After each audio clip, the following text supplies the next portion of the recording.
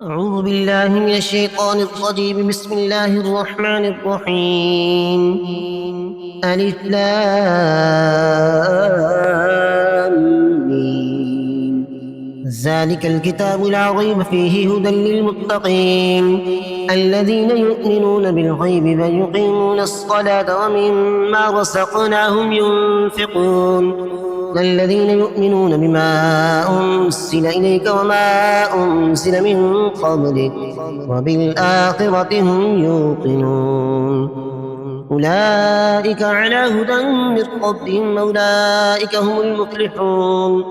إن الذين كفروا سواء عليهم أأنذرتهم أم لم تنذرهم لا يؤمنون ختم الله على قلوبهم وعلى سمعهم وعلى أبصارهم غشاوة ولهم عذاب عظيم.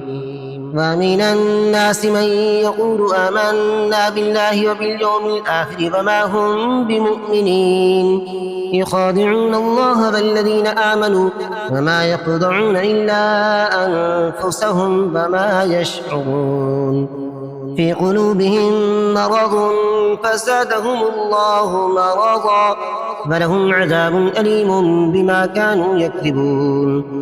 وإذا قيل لهم لا تفسدوا في الأرض قالوا إنما نحن مصلحون ألا إنهم هم المفسدون ولكن لا يشعرون. وإذا قيل لهم آمنوا كما آمن الناس قالوا أنؤمن كما آمن السفهاء ألا إنهم هم السفهاء ولكن لا يعلمون. وإذا لقوا الذين آمنوا قالوا آمنا وإذا خلوا إلى شياطينهم قالوا إنا معكم إنما نحن مستهزئون الله يستهزئ بهم ويمدهم في طغيانهم يعمهون.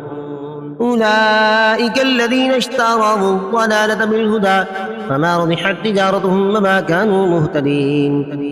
مثلهم كمثل الذي استوقد نارا فلما أضاءت ما حوله ذهب الله بنورهم وتركهم في ظلمات لا يبصرون صم بكم عمي فهم لا يرجعون أو كالصيب من السماء فيه ظلمات ورعد وبرق يجعلون أصابعهم في آذانهم من الصواعق حذر الموت والله محيط بالكافرين.